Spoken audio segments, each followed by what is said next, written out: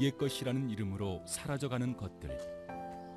하지만 우리의 전통은 단순히 옛것이라는 이름만으로는 불릴 수 없다. 우리 삶의 문화를 간직한 소반. 때론 이 소박함도 감동이 된다.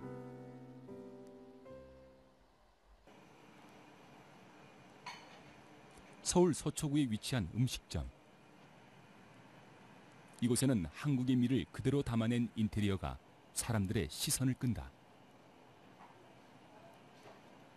특히 테이블을 소반의 형태로 만들어 아늑하고 한국적인 정취의 맛과 멋을 즐길 수 있게 했는데, 화려함과 소박함이 공존하는 이곳의 컨셉을 소반으로 잡은 이유는 무엇일까?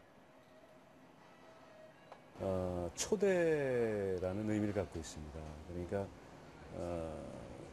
제가 어릴 때 혹은 사진에서도 우리 예전 선조들은 대갓집에서 잔치를 할 때 그 잔치에 초대된 사람 수만큼 소반을 준비해 놓고, 그것이 벽에 아주 수십 개의 소반이 쫙 걸려져 있고, 그리고 손님이 오면 그 소반 하나하나를 손님을 위해서 상을 차려서 그 손님에게 갖다 주는 어떤 초대라는 큰 의미라고 봐져요. 그리고 그 초대라는 의미 속에는 준비라는 상황이 또 같이 곁들여져 있죠. 그러니까 우리가 예의를 갖추고 예의와 그리고 모습이 이 소반이라는 형태 속에 숨어들어 있다는 생각을 갖고 있고, 그래서 이제 소반을 주 컨셉으로 잡았어요.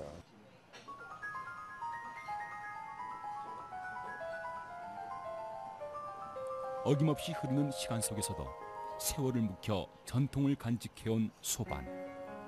그 위에 올려진 정갈한 음식은 소반을 통해 더욱 돋보이고 있다.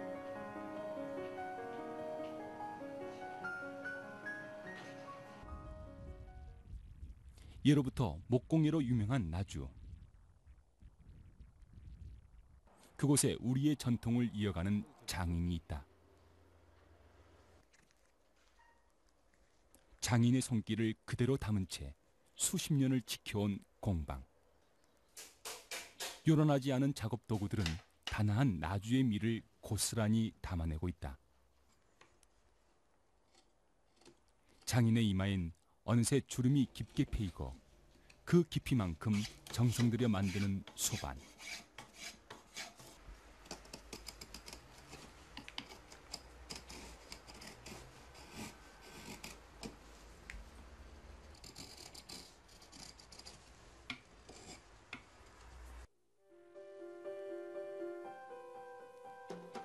오랜 세월 동안 사용되어 온 생활 필수품인 옛 소반들은 각 지역의 지리적 특성을 반영한 자재와 기교, 다채로운 장식 문양에 이르기까지 지극히 편리하고 견고한 미를 뽐내며 이어져 왔다.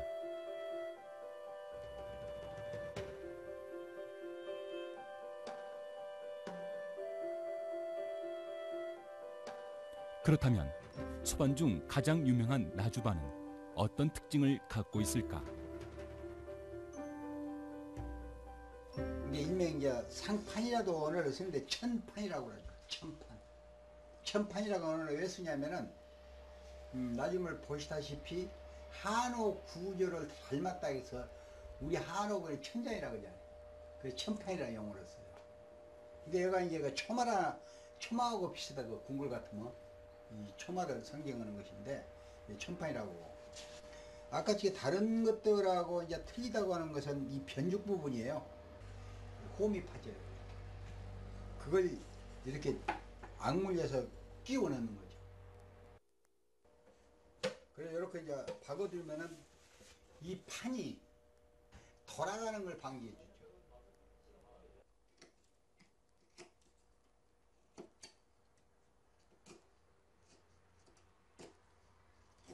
마치 구름의 모양을 닮았다고 해서 붙여진 이름 운가. 소박함 속에서도 가장 나주반다운 멋스러움을 품고 있는 이 운각을 만드는 과정은 가장 어렵고 높은 기술을 요하는 작업이다.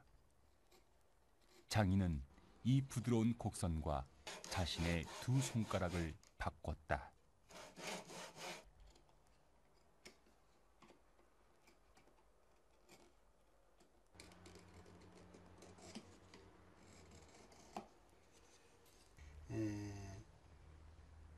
이거 참 재밌는 부분이 우리 나주반에서 등장이 되죠.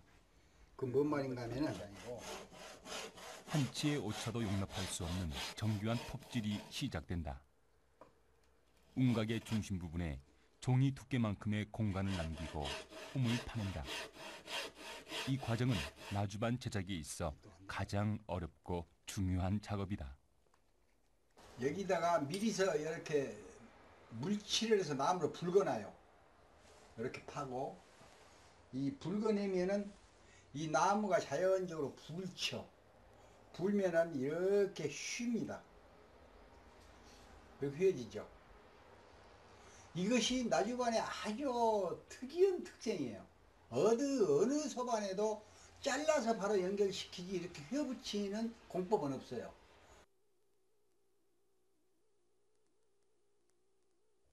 운각의 디자인은 화려한 뿐 아니라 실용성을 더하기 위한 우리 선조의 깊은 뜻이 담겨 있다. 그러면 여기는 디자인이 아주 나주반이 이 나르는데 가장 영해한 디자인이 되어 있다라고 설명을 합니다. 여러분들 손이 이렇게 딱 들어가서 딱 쥐면은 엄두띠도 않죠. 손이 놀지를 않단 말이에요. 그러면 이렇게 나를 때에는 이런 디자인이 되어 있고 또 여기도 마찬가지예요. 손하고 변주하고 딱 쥐면은 아주 나르는데 힘이 덜 들죠. 최대한의 장식을 피하고 다른 지역의 소반보다 상 가장자리를 더 두껍게 만드는 것은 나주반의 실용성을 더하기 위한 것이다.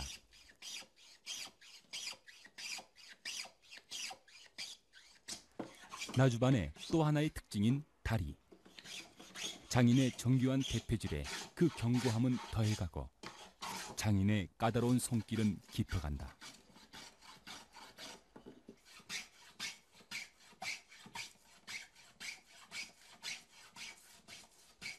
보는 이의 눈을 의심하게 하는 마술 같은 광경. 마치 기계로 깎은 것처럼 모난 사각형이 장인의 손을 거쳐 원이 된다.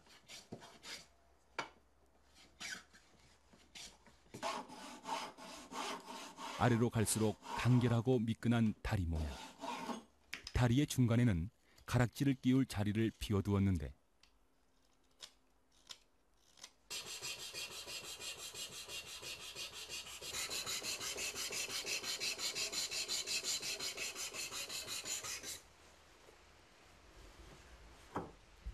대략 이제 이렇게 하면 이런 다리 모양이 나오는 거죠. 이렇게 멋지게 나오죠?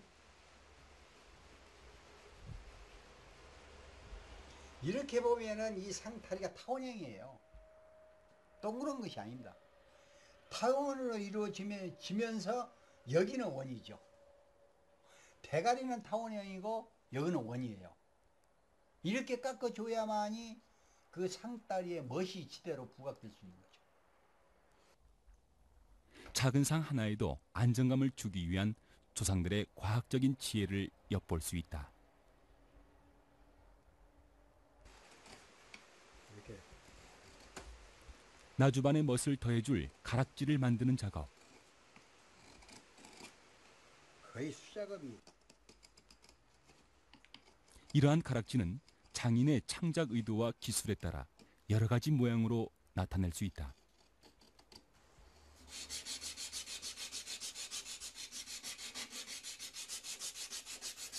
이 가락지를 뭔 말이냐면 등가락지라는 용어를 쓰죠. 우리가 요 등이 있다고 그래서.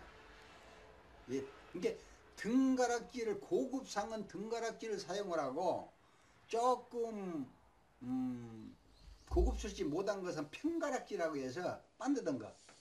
그것은 요 일거리 10분지도 안 되죠. 이러기가. 그냥 그 치수에 따져갖고 대패지에서 끼워 넣어버리면 되니까. 근데 요것은 요리 따내고 요리 따내고 요리 따내고 하면 상당히 작업률이 굉장히 많아요. 이것이.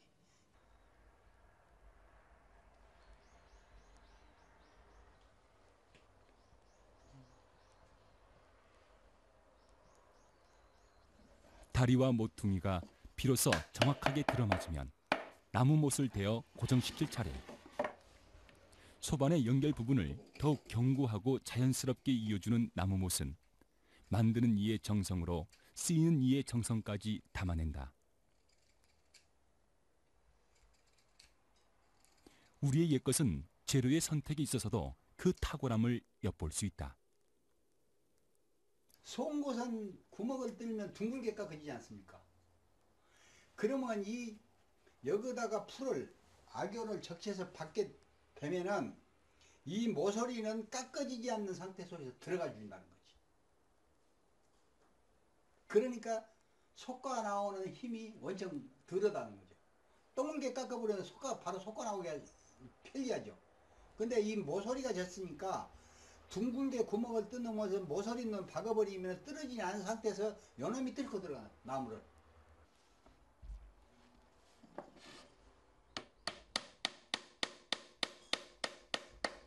일반 상과는 달리 나주반의 못은 비스듬히 박힌다.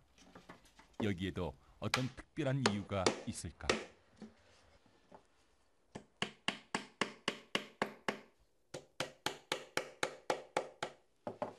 이 웅각하고 이 상판하고 이 변죽이 같이 악물려서 못 하나로 해서 박힌다는 거지. 이게 대단히 과학적이라는 거예요, 이게. 이렇게 하면 요리 보고 해주고, 여러분 이렇게 보면 양갈로 보호를 해줘.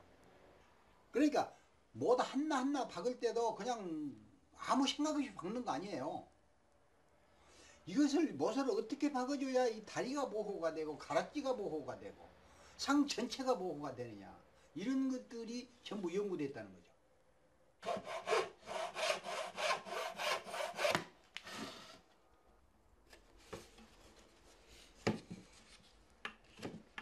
소반의 모양이 갖춰지면 부드럽게 사포로 다듬는다.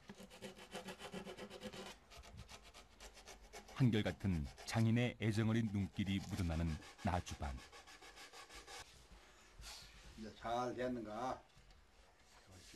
단조로우면서도 화려함을 품고 있는 소반. 그 속에서도 변함없이 손꼽히는 실용성이야말로 우리네 소반의 매력이 아닐까. 단조롭다라고 하는 이 얘기는 가도한 조각술이 없다. 조각이 나주반도 좀 멋있는 그 닭초 모양 조각이 있어요. 있는데 그것도 그렇게 복잡하지 않습니다. 단조로우니까 이 소반이라고 하는 것은 우리 식탁입니다. 그래서 매 때마다 밥을 먹고 설거지 할 때 닦아야 돼요. 오물을 닦아내야 돼요. 그런데 행주질을 할 때 걸림새가 없다는 거죠. 걸림새가 없다. 그것이 이 소반으로서는 우수한 디자인이 돼 있다. 나주반의 미는 칠하는 과정에서 결정된다. 소반의 연결 부분부터 꼼꼼히 칠을 시작해서 덧바르고 덧바른 과정 속에 나주반은 제 빛깔과 자리를 찾아간다.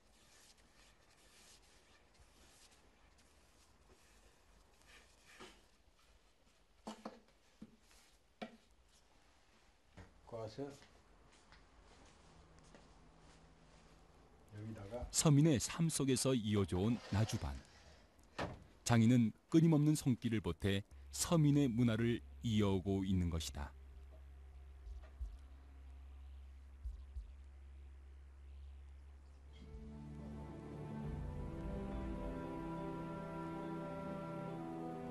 손님을 초대해 대접하는 주한상에서 때로는 어머니의 손때 묻은 소반에 이르기까지 어른아이 할 것 없이 소반에 바쳐 음식을 들었고 예를 배웠다. 긴 시간이 흐르는 동안 변함없이 우리 곁에서 제 몫을 다하고 있는 소반. 이제는 생활에서 쓰이지 않아 무심히 지나치기 쉬운 소반이지만 늘 그랬듯 앞으로도 오래도록 그 자리를 지켜낼 것이다.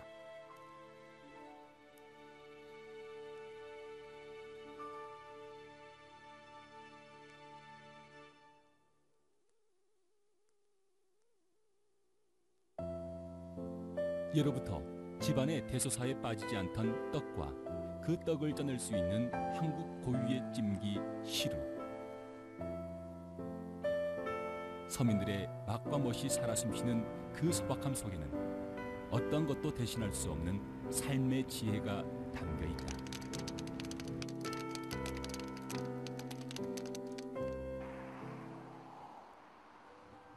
국내 최대의 민소공기 생산지 외고산 옹기마을. 한눈에 다 새길 수도 없을 만큼 늘어선 옹기들은 서민들의 삶과 문화를 고스란히 담아내며 그 투박한 자태를 뽐낸다. 비슷한 것 같지만 각기 다른 생김새와 쓰임새를 훑다 보면 어느새 마을 끄트머리까지 따라다니는 흙냄새에 취하게 된다.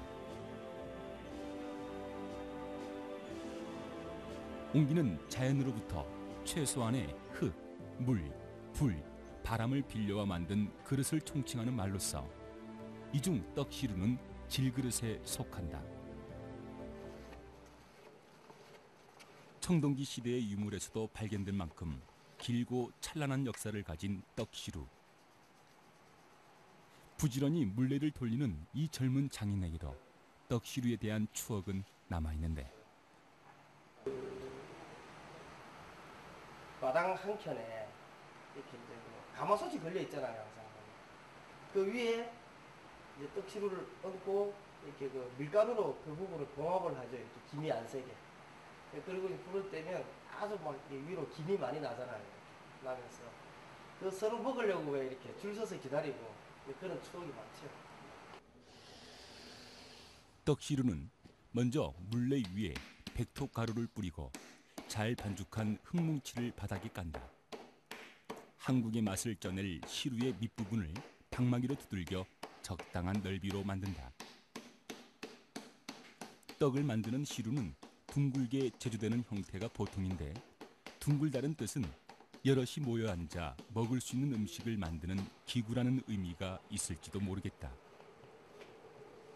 떡시루가 다른 옹기들에 비해 더 많은 기술을 요구하는 이유는 무엇일까? 항아리들은 이렇게 쌓아서 주둥이가 좁아져요. 그래서 좀 기본적으로 우리가 육체적으로 성형하기가 좀 쉬운데 이게 이제 낮고 주둥이가 넓으면 이렇게 작업을 할 때 이렇게 뭐라고 할까요? 좀 쉽게 부셔질 수 있는 그런 난이도가 좀 심합니다. 그래서 가장 그런 부분들이 이제 이게 떡시루가 요건 보편적으로 가정에서 쓰는 정도지만 이게 정말 대형으로 가서 커질 때는 어떤 그런 기술적인 부분들이 아주 고고 난이도의 어떤 기술 부분들이 필요해요. 구멍을 뚫는 거예요. 완성된 밑바닥의 중심에는 김이 새어나올 구멍을 먼저 뚫는다. 또한 바닥의 바깥쪽으로 적당량의 흙을 이용해 타름을 쌓는다.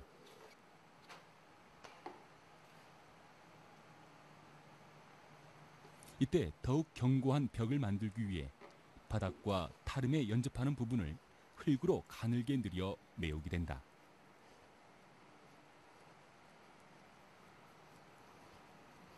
흙으로 만든 그릇은 사람의 손길을 타야 제 가치를 다하기 때문에 차근차근 정성 어린 손길로 그릇벽을 쌓아 올린다.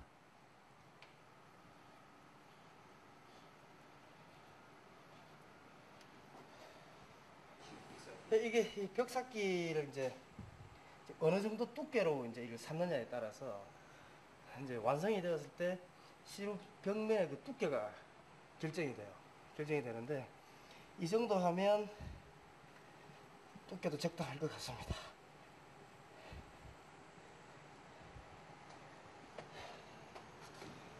이제 더 쌓지는 않고 이걸로 좀 펼쳐서 시루를 완성시켜 놓은 것이죠.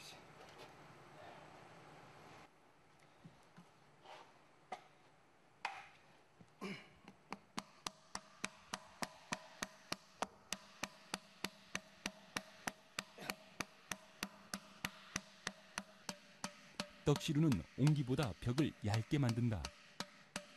그렇기 때문에 더욱더 섬세하고 오래도록 정성을 들이는 작업이 필요하다.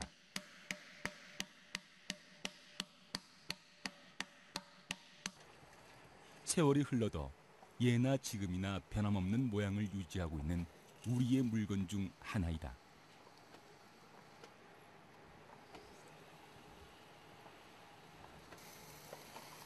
옹기의 주둥이까지 완성이 되면 물가죽을 이용해 곱게 정리한다.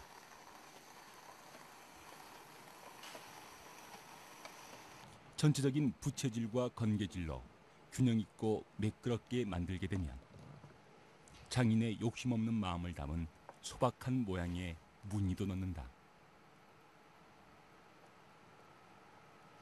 멋부림도 없이 담담히 빚은 이 시루에는 한국의 원초적인 흙내음이 묻어난다.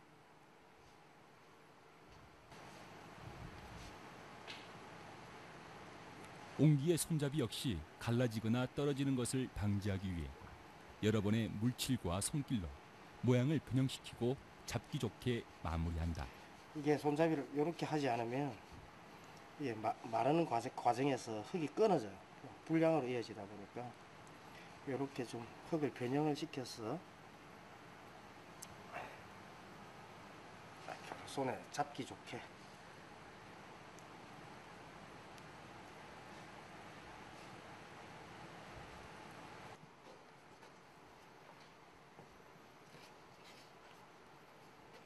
끝으로 김을 받는 작은 구멍들을 보태면 떡시루는 그제야 재대접을 받는다.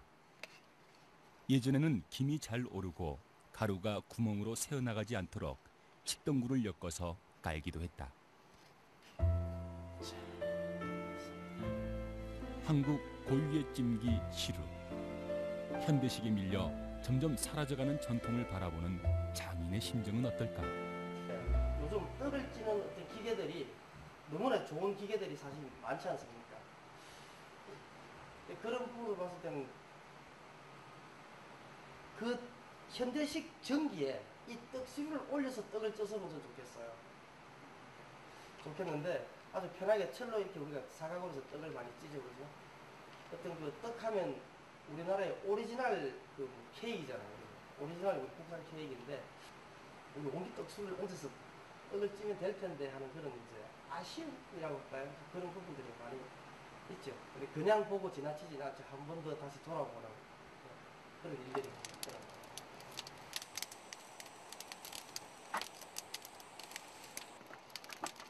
한번 불이 오르면 닷새를 꼬박 불을 지펴야 하는 재래식 가마. 그 속에서 오랜 인내로 만들어진 시루는 흙의 생명이 되고 조상들의 솜씨가 되어 우리들 눈앞에 변함없는 모습을 보여준다. 이러한 시루는 우리의 것이기에 긴 기다림에도 제자리를 지킬 수 있는 것이 아닐까.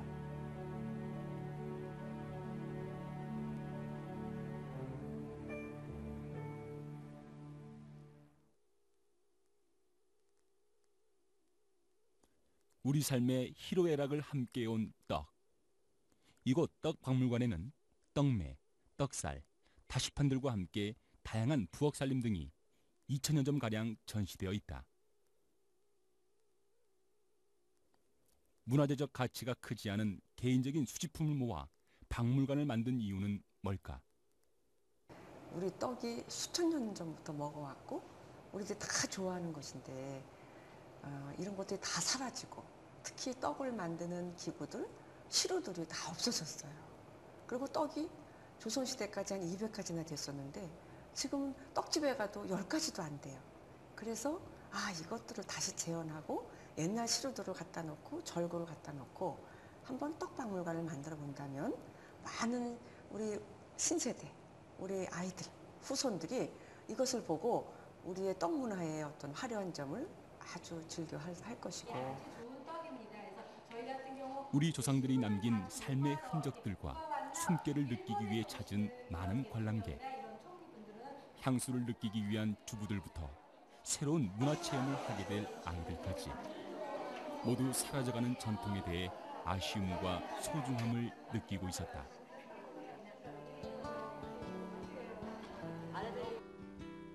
때로는 오색빛깔 찬란한 자태를, 때로는 정겹고 소박한 자태를 뽐내며 고단한 서민들의 삶을 위로하고 축하해주던 우리의 떡. 이와 함께 떡 한 조각에도 멋을 새겨 넣을 줄 알았던 선조들의 미덕을 담은 떡살도 빼놓을 수 없는 전통이다. 또한 떡살에는 자연이 들어있다. 해와 달, 꽃과 나비, 자연을 두려워하는 경건함과 자연에 기대어 살던 소박한 마음씨로 만들어진 문양떡에 우리네 떡살은 정겹고 멋스럽다. 물론 떡살을 찍게 되면 아주 아름답고 떡이 더 좋아 보이는데, 그러나 우리 민족은 굉장히 뭐 어떤 음식에다가도 어떤 소원을 빌었어요. 그래서 우리가 복을 많이 받고 오래 살고 아이를 많이 낳고 뭐 이런 것을 빌은 거예요. 그래서 수복 강령, 그래서 오래 사시고 복을 많이 받으시고 평안하시기를 빌은 거죠. 그리고 꽃도 보면은 이제 매화나 국화는 어떤 선비의 어떤 기상을 나타내고, 우리 집의 자식들이 선비의 기상이 높았으면 그러면 매화나 국화를 찍는 거예요. 우리 집이 좀 부귀 영화를 누렸으면 그러면 이제 목단꽃을, 모란꽃을 찍어서 떡을 해 먹은 거예요.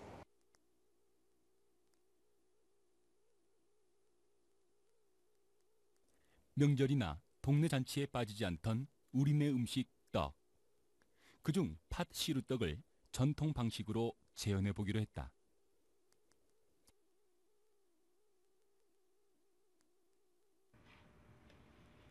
예로부터 1년 내내 무사 태안을 빌 때 쓰인 팥 시루떡은 먼저 빻은 쌀가루를 채를 이용해 걸러준다. 입맛을 다시는 아이들의 반짝이는 눈동자를 보며 안방에 모여 떡을 만들 때야말로 여인들의 가장 즐거운 순간이었을 것이다. 어느 정도 걸러진 쌀가루에 적당량의 물을 준다. 심심하지 않게 소금과 설탕을 적절히 섞어주면 채 2번 정도 더 곱게 걸러준다. 빵과 달리 쌀가루는 공기가 많이 들어가야 부드러운 떡이 되기 때문에 걸은 쌀가루를 시루에 살살 뿌려주듯 깔고 팥과 쌀가루를 켜켜이 쌓아준다.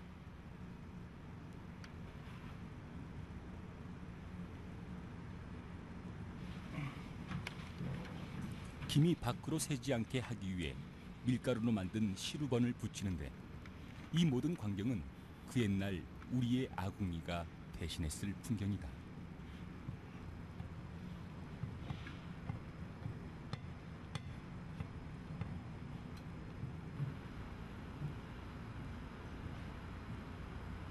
젖은 면보를 덮고 센 불에서 김이 오른 후 10분에서 15분 정도 쪄준다.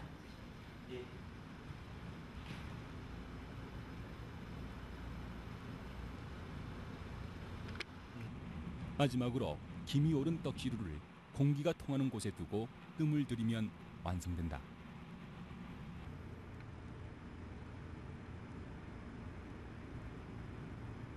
모락모락 피어오르는 김 사이로 고소한 향을 한껏 머금은 우리네 떡.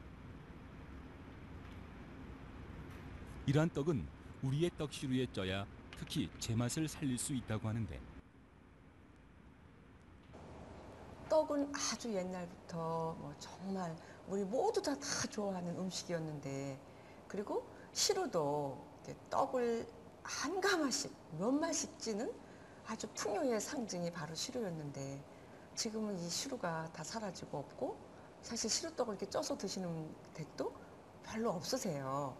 그래서 저는 지금도 그 시루를 좀 이용해서 큰 잔치나 뭐 혼례나 또는 어머니, 할머니 뭐 회갑 때 이럴 때는 적어도 그냥 그 시루를 좀 갖다가 떡을 좀 쪄서 이렇게 나누면서 뭐 할머니 얘기도 하고 아이들 얘기도 하면서 또 그동안 지내온 얘기도 하면서 그 시루떡을 좀 나누는 그런 풍습이 다시 좀 이렇게 왔으면 얼마나 좋을 것인가.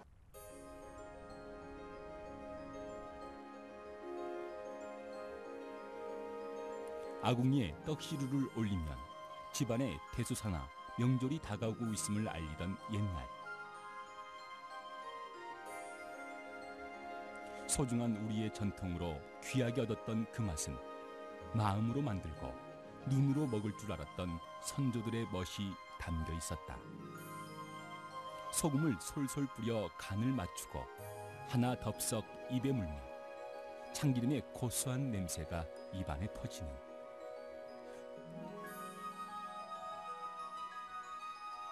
이제는 잊혀져가는 우리의 맛과 물건이지만 옛 사람들의 소박하고 정겨웠던 삶의 모습과 의미는 다시 한번 되새겨볼 일이다.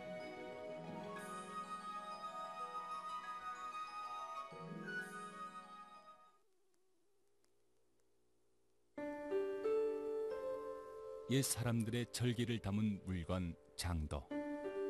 당초 남녀가 놀이개 혹은 호신용으로 몸에 지녔던 것으로 남자의 것은 지조도, 여자의 것은 정절도라 불렸다. 우리의 장도에는 옛 선조들의 강직한 멋이 깃들어 있는 것이다.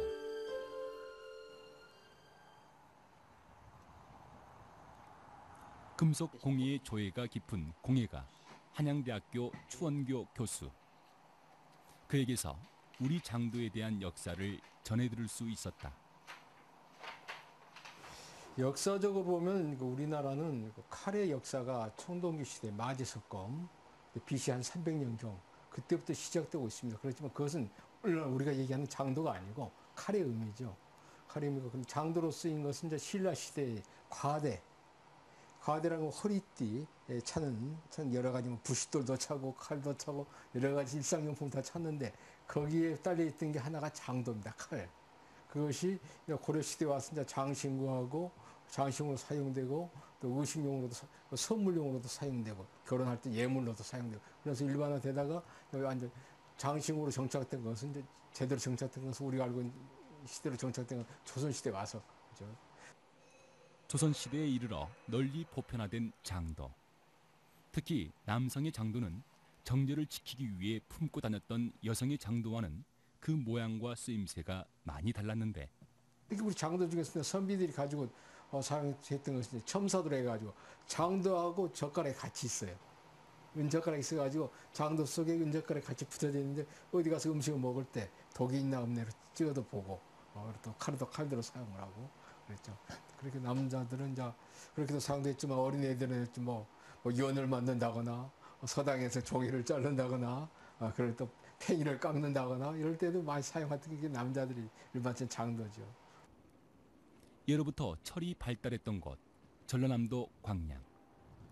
광양은 유일하게 장도의 맥이 끊이지 않은 지방으로 장도의 역사가 깊고 섬세하며 종류 또한 다양해 한국적 우아함과 장식용으로 뛰어난 공예미를 자랑하고 있다. 국내 유일의 장도 전문 박물관. 65년의 세월이 담긴 장도장의 작품과 우리나라의 오랜 유물 200여 점을 전시해 한국 칼의 역사를 한눈에 볼 수 있도록 한 곳이다.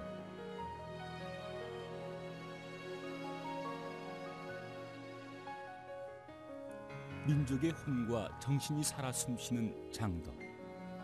충절과 정절의 상징으로 수천 년의 역사를 간직한 채 왕에서부터 서민들까지 폭넓은 사랑을 받아온 장도에는 세상을 바로 사는 도덕이 담겨 있다.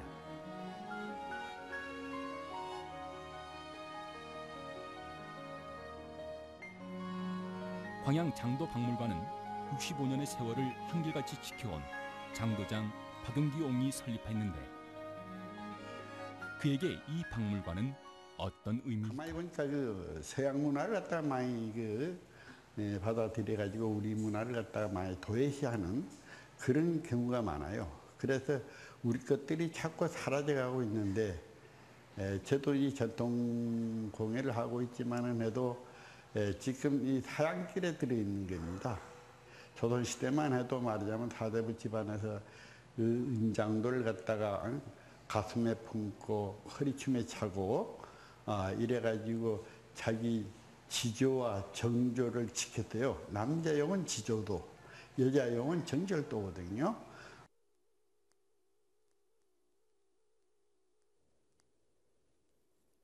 예로부터 정제를 뜻했던 여성용 장도와 충, 효, 의, 지조를 뜻했던 남성용 장도. 장인은 이 칼날에 무엇을 새겨 넣었을까? 장도는 딴 공예품하고 틀립니다. 너무나 좋은 뜻이 담겨 있는 것입니다. 우리 인간이 바로 살 수 있는 그러한 뜻이 담겨 있는 것이 은장도예요. 참 장도를 이제 물론 만들 때는 그 항시 일편심이라고 글을 새깁니다. 칼날에다 참 새기죠. 그 일편심 뜻이 그것이 말하자면 참 한쪽으로만 마음을 준다. 사람 마음이 일일이 헷갈리면 안 되거든요. 이러기 때문에 또 남편 하나 생기면 되는 거이고, 저희 부인 하나 생기면 되고, 우리나라 하나 생기면 되는 거죠. 그러한 뜻을 담아갖고 있는 것이 은장도입니다. 그래서 제가 너무나 뜻이 좋기 때문에 거기에 반해서 오늘날까지 은장도를 만들고 있는 거예요.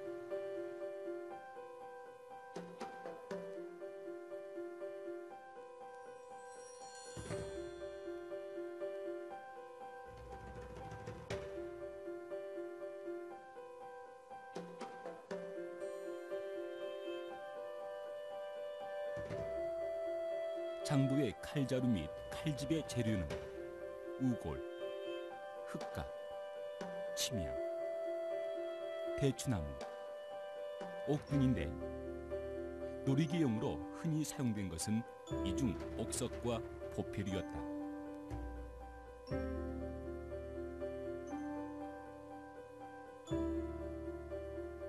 특히 은으로 만들어진 은장도는 수수하며 단아한 모습과 은이 가지는 상징성 때문에 많은 여인들의 사랑을 받아왔다.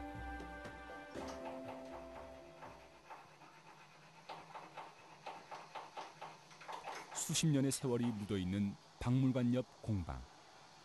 고집스런 장인의 고든 심지처럼 손때 묻은 연장들은 가지런히 날이 서 있다. 아버지 박용기 옹의 뒤를 이어 2대째 장부장의 길을 걸어가고 있는 아들 박종구.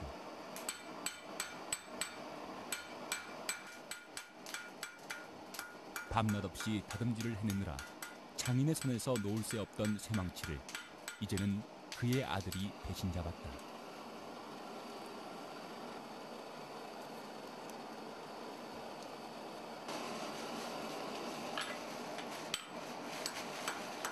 근현대와 바람에 밀려 장인조차 몇 명 남지 않은 지금의 현실. 그 속에서 그는 전통 장도 문화 계승을 위한 외롭고 고단한 길을 묵묵히 걸어가고 있다.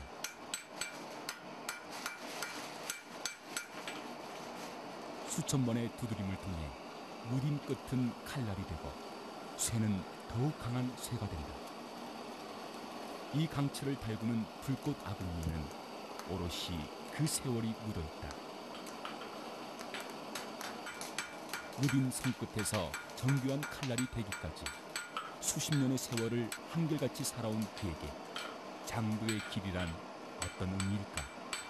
2대째 하고 있습니다. 이제 저도 한 20년가량 이제 아버지의 이제 제자로서, 아버지로서, 아들로서, 스승과 제자로서 이제 일을 하고 있는데, 가만히 저기 처음에 제가 이 장도의 길을 걸었을 때는 처음에 제가 시작이 마음을 먹은 것이 고1 때가 17살인가. 17살 때 처음 아버지의 기술을 배우겠다고 생각했는데, 그 당시에 이 아버지가 이걸로 먹고 살 만한 직업도 아니었고, 중요한 것은 아주 빛이 뭐 반짝반짝 빛나는 직업도 아니었고, 단 하나 엄청나게 폭포고 힘들고 찢어지고 그런 걸 봤습니다. 그걸 보면서 내가 크다 보니까 하필이면 또 제가 이제 그 일남 사녀 중에 아들이 하나입니다. 거기서 오는 것이 그 당시에 좀 어떻게 보면 저기 그 사명감, 책임감보다는 내가 도와드려야 되겠다는 어떤 효적인 개념으로 저는 시작했던 것 같아요. 그리고 이 먹고 살기 힘들고 세태야 되는데 돈 벌어다 내는데 제자가 와서 배우려 하겠습니까? 배운다 한들 과연 진정성이 있겠습니까? 그냥 맹목적으로 배워가지고 나가서 결국은 자기 그 앞가림을 하는 식으로 하니까 절대 도제 교육이 안 되는 거죠. 도제 교육이란 건 적어도 스승과 제자 간의 어떤 그 수족 관계가 이루어져야 됩니다. 죽기 전까지는 스승의 왼팔 오른팔이 돼가지고 보존해가지고 보석 반석 위에 올라갈 수 있도록 늙어 죽을 때까지 돌아가실 때까지 아주 저기 헌신했다가 봉사를 해야 되는 건데, 근데 과연 저기 요즘 그런 사람이 있겠습니까? 일단 요즘은 힘든 일 자체도 안 하려는데 가히 그 사람들이 어떤 비전이 있고 무슨 돈 벌어야 된다고. 쇠를 다루는 일은 엄격하다. 한순간의 방심은 수백 번의 손길이 닿은 칼날을 아무 쓸모없는 쇠꼬챙이로 만들어버리기 십상이다.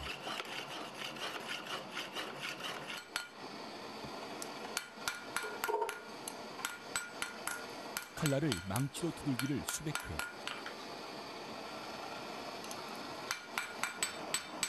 세월에 단련된 듯 오랜 인내와 정성으로 빚어내는 과정을 거쳐 마침내 칼의 모양새가 갖춰지고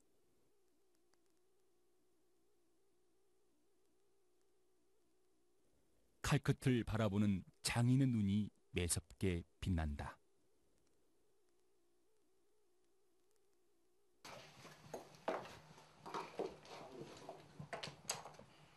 활비비로 칼자루와 칼집에 구멍을 뚫는 작업. 이 작업 역시 장인은 옛 전통 방식을 고스란히 이어간다. 공부들이 너무 많습니다. 그런 것도 이제 또 전통 공부를 또 고집하는 것 중에 하나가 어떻게 보면 혼입니다. 정신이에요. 쉽게 만들면은 그만큼 어떤 가치성에서도 떨어집니다. 그것도 이제 어떤 소중함도 모르고 그냥 이게 기술적인 느낌만 들지 어떤 그 옛날 우리 장인들이 만들었던 홍 같은 거 이거 하나 만들기 위해서 수나라 왔다가 고생한 거 그런 것도 갖다 느낄 수가 없단 말입니다. 그러다 보니까 사실 드릴로 뚫을 부분도 이 구멍 하나 내는데 드릴로 뚫을 부분도 이런 할비를 통해서 뚫어가면서 그 손하고 손을 느낌을 갖는 거예요, 같이.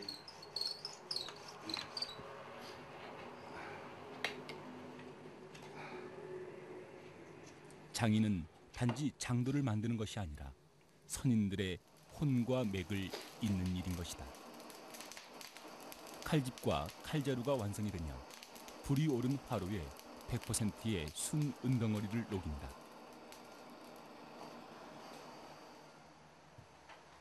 은은 가공이 쉽기 때문에 장도의 문양을 내기에 아주 적합한 재료이다.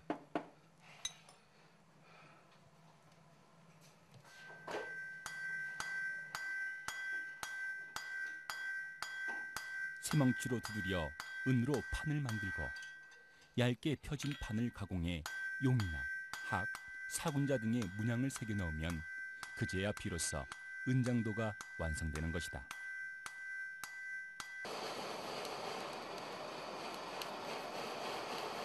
칼과 칼집을 이어붙이기 위해 송진을 끓이는 작업. 하나의 장도를 만들어내기 위해 오롯이 수작업으로만 진행되는 이 모든 과정은 그야말로 장인 정신을 요하는 작업이다.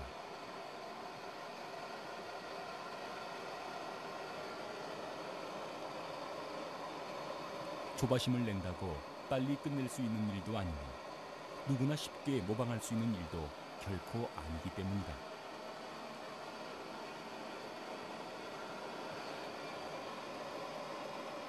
금은이나 흑감, 상아 등으로 만든 칼자루에 송진을 부어 칼을 물리는 작업이 끝나면 장도 본연의 모습이 드러난다.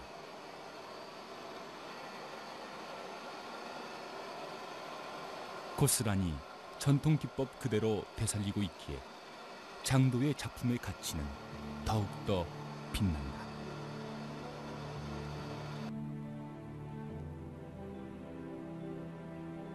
장인의 혼과 우리의 뿌리가 담긴 장도.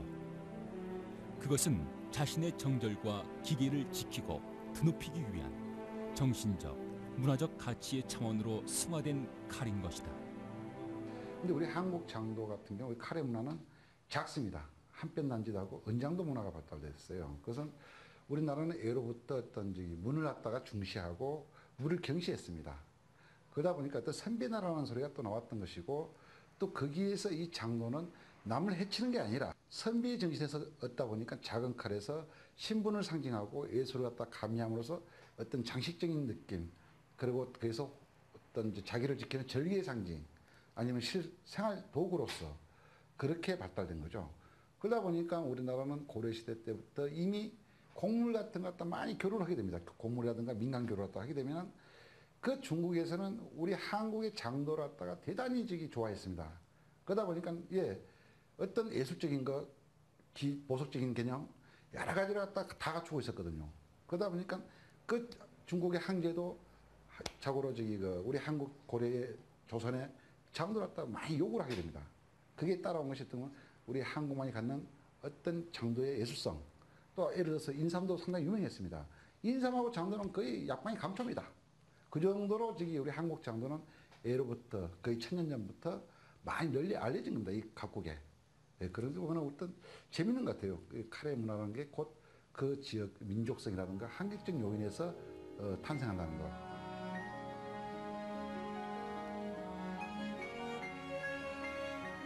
선인들의 충절과 정제를 간직하고 있는 장도와 물건에도 얼을 풀어넣을 줄 알았던 우리네 장인.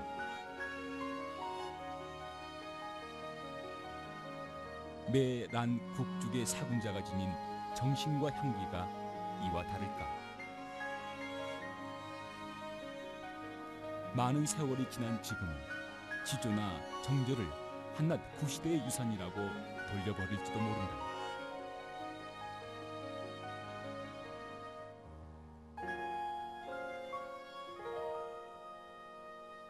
하지만 장도야말로 하나의 놀이개가 아닌 한국인의 정신 속에 찬란히 빛나고 있는 유물인 것이다.